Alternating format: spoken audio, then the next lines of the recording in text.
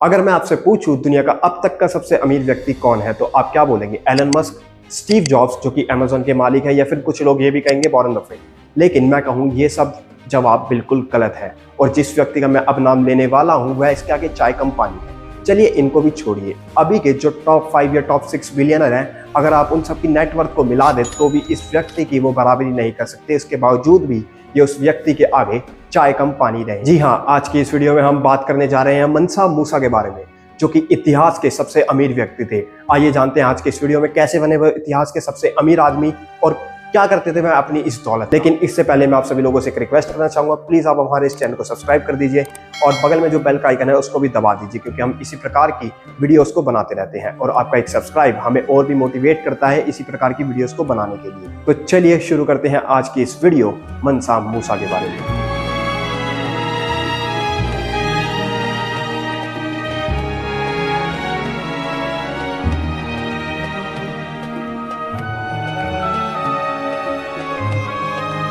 तो ये बात शुरू होती है साल 1280 में। पश्चिमी अफ्रीका में एक माली नाम का साम्राज्य हुआ करता था। आज इस साम्राज्य को माली नामक देश के नाम से जाना जाता है। वहां पर जन्म होता है एक बच्चे का जिसका नाम था मूसा, और ये बाद में बड़ा होकर माली का मनसा बनने वाला था। मनसा शब्द का मतलब माली की भाषा में होता है सम्राट यानी सुल्तान। जब मूसा की उम्र 33 वर्ष हो गई तो अबू बकारी द्वितीय के बाद मूसा को माली का सम्राट बनाया। मूसा का साम्राज्य आज के गाना, टिम्बकटू और माली तक फैला हुआ था। उस समय यहाँ पर कई सोने की खदानें हुआ करती थी। समुद्र से नजदीक होने की वजह से यहाँ पर नमक के भी खूब भंडार पाए जाते थे, जिसके चलते मूसा के पास अपार दौलत थी। लेकिन इसके साथ साथ मूसा एक रूलिंग एबिलिटी वाला राजा भी था।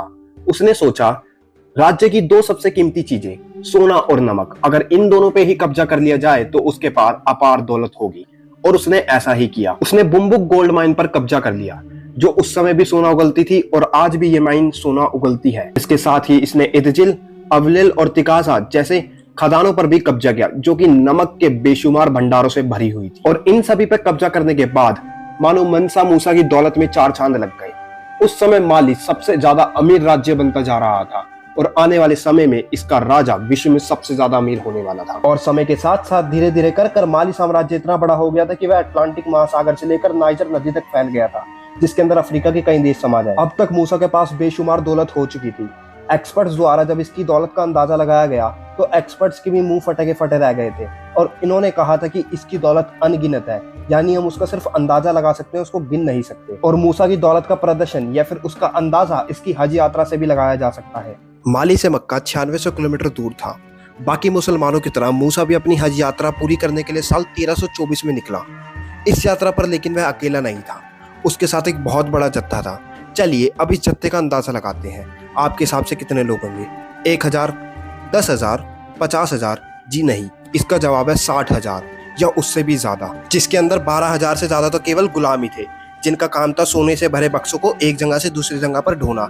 इसके अलावा सैकड़ों संख्या में ऊंट, जिनकी पीठ पर हजारों किलो सोना लदा हुआ था। एक्सपर्ट्स द्वारा अंदाजा लगाया जाता है जब वो यात्रा पे गया था तो उसके पास 20,000 किलो से भी ज्यादा सोना था, और ये सोना कोई ट्रेड या फिर कोई व्यापार के लिए नहीं बल्कि ज़कात के लिए था, यानी चैरिटी, दान के लिए। जब भी मूसा को रास्ते में कोई जरूरतमंद या फिर गरीब व्यक्ति दिखता तो वह उसको सोने में तोल दिया करता था और उसकी गरीबी पल में ही मिटा देता था। इसके साथ ही में वह हर हफ्ते एक मस्जिद का निर्माण करवा दिया करता था।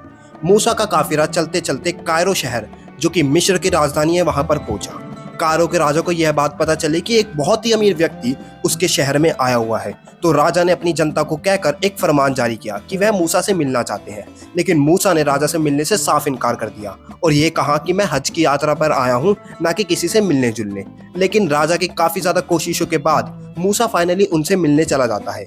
लेकिन राजा से मिलने का एक असूल हुआ करता था, राजा के अगर झुक के उनके हाथ को चूमना पड़ता था, लेकिन उसके लिए मूसा ने साफ इनकार कर दिया। उसके बावजूद भी राजा ने प्यार से मूसा को अपनी गद्दी के बगल में एक और गद्दी बिठाकर उसको बिठाया, उसकी सेवा करी और जो उसकी पूरा जत्था था उसका रहने खाने पीने का इंतजाम किया। मूसा ने खुश होकर कायरो वासियों में एक बहुत बड़ा सोने का हिस्सा बांट और पल भर में ही पूरे मिस्र को मालामाल कर दिया।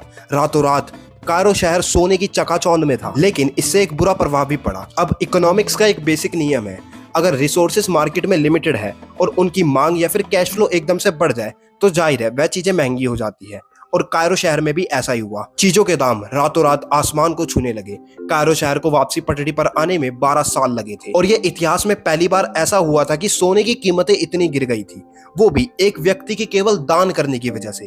तो आप इसकी अमीरी का अंदाजा लगा सकते। यानी अब अफ्रीका की इकोनॉमी केवल एक ही व्यक्ति के हाथ में थी। वो चाहे किसी भी देश को पल भर में अमीर बनाकर उसकी इकोनॉमी में बवंडर ला सकता था। इसके बाद मूसा हज की यात्रा से वापसी अपने देश माली लौट जाता है। लगभग 25 सालों तक उसने माली की गद्दी पर राज किया। उसके बाद उसकी मौत हो गई। एक्सपर्ट्स द्वारा यह अंदाजा लगाया जाता है कि मूसा की मौत साल 1338 के आसपास हुई होगी और इसके बाद से शुरू हो गया माली का पतन। सभी मंत्रियों ने बेईमानी करना शुरू कर दिया। माली को वह अपने मर्जी अनुसार चलाते थे। जिन जमीनों पर पहले माली का कब्जा हुआ करता था, धीरे धीरे नियंत्रण से बाहर जा रही थी और माली केवल इतिहास के पन्नों में सिमट कर रह गया और छोड़कर चला गया इतिहास के पन्नों में दुनिया का अब तक का सबसे अमीर व्यक्ति, जिसकी दौलत का आज तक कोई अंदाजा भी नहीं लगा पाया है। तो आज की वीडियो में इतना ही। नमस्कार। अब मेरा आपसे विदा लेने का समय आ गया है, लेकिन उससे पहले प्लीज आप हमारे इस चैनल को सब्सक्राइब कर दीजिए और कमेंट में बताइए आपको हमारी वीडियोस कैसी लगती है, और अगर ज्यादा ही अच्छी लगती है तो आप इसको अपने फ्रेंड या फिर